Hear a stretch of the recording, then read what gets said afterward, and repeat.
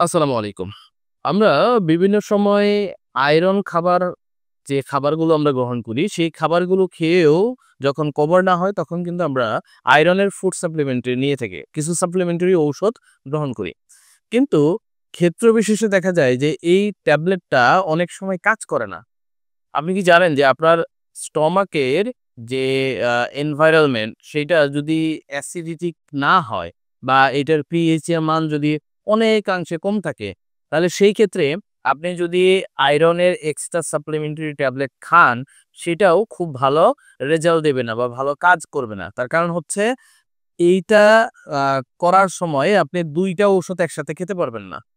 আমরা অনেক সময় আয়রন ট্যাবলেট খাচ্ছি, এইটার সাথে সাথেই একটি গ্যাসের ওষুধ বা অ্যান্টি-গ্যাস্ট্রাল ঔষধ খেয়ে ফেলতেছি।